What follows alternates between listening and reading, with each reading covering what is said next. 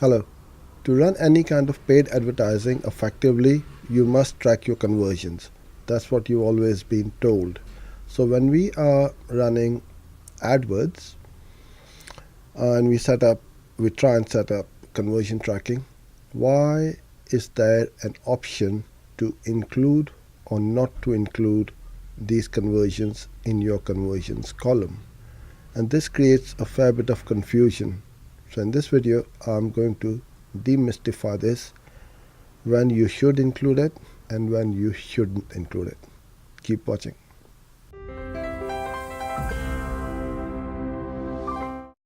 Hello and thanks for joining in.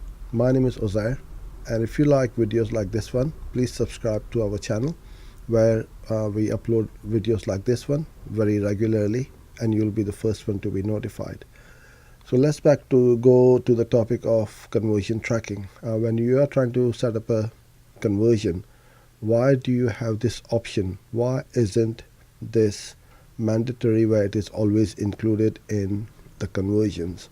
Well, there are two types of conversions in AdWords. One is micro and one is macro, which I'm going to talk about in a bit. But let's go back to our interface, and you see a column here for conversions. Obviously this is a test account, so there isn't any data in here.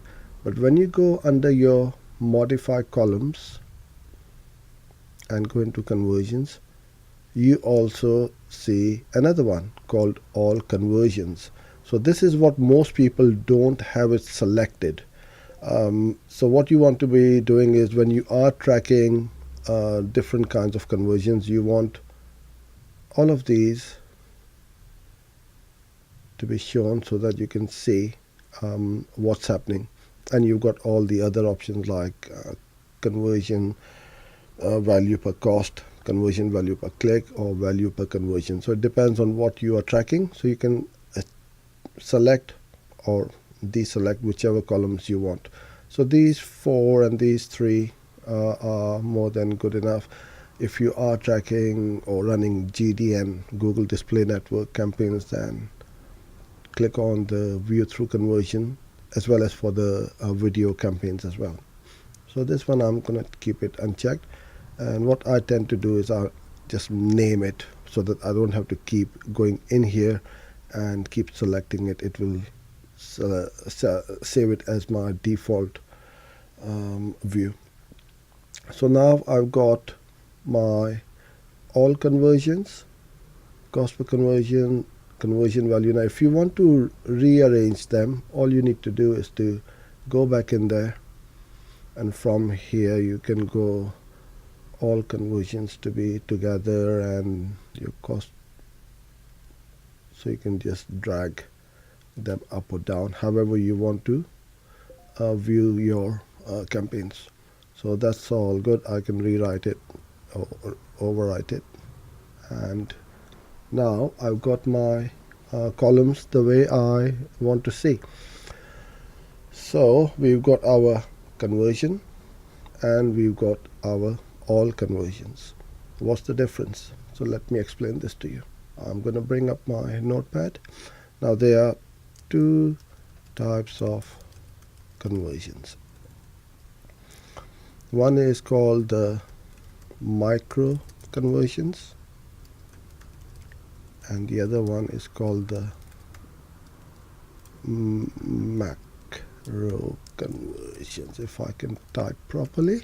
Okay, so we've got both our conversions. So what a macro conversion is, it could be a sale, a lead, sign up to your newsletter or to your blog post, email, subscribers,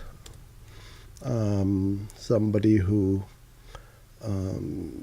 downloads a piece of content when they subscribe, or any other kind of conversions which you may have set up. So that is the call to action which you want someone to take when they visit your website. The conversion rate of macro conversions are usually quite low. So for e-commerce websites, it could be 1 or 2%, and the majority of the traffic just going away without converting.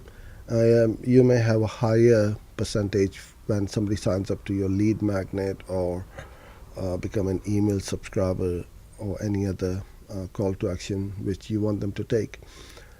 This is where we can track with micro conversions the likelihood of someone converting into your main or your macro conversion.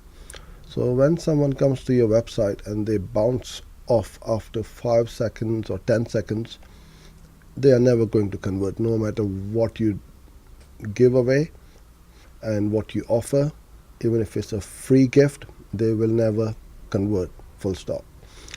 So what we want to do is to keep more of the good ones to see whether our campaign is heading in the right direction or not.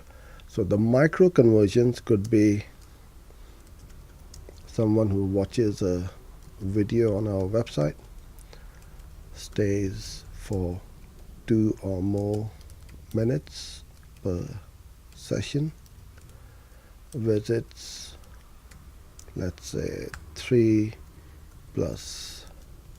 pages per visit, or any other kind of a goal which you can set up in Google Analytics and then remarket to them through that. So the conversion rate over here would be quite a bit higher than the macro conversions. So then what you want to be doing is targeting these audiences to get even more conversions over here.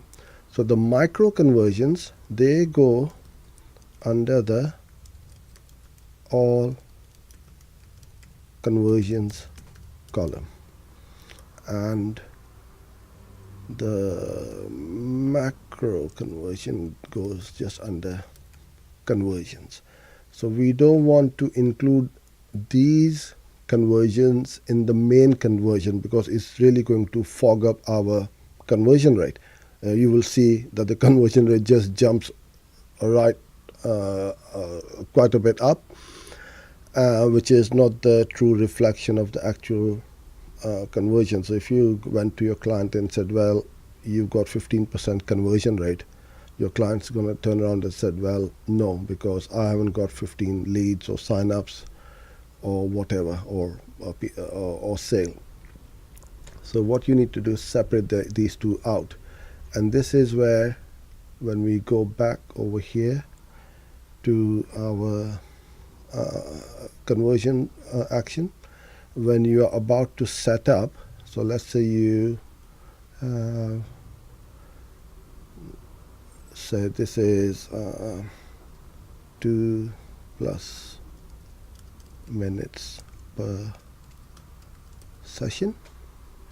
If I save that, and then I'll just go through that, and when I go into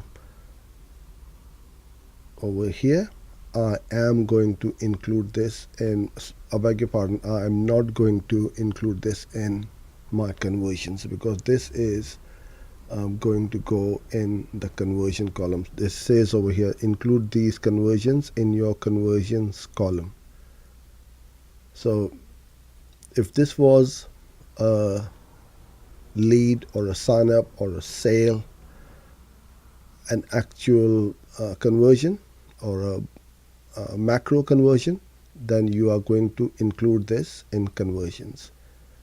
So I hope this helped you understand when you should not include your micro or macro conversions. So thanks for joining in. If you have any questions, you know what to do. Put it in the comment box below and I'll be happy to answer them for you. That's it for now. I'll see you in our other videos. Bye for now.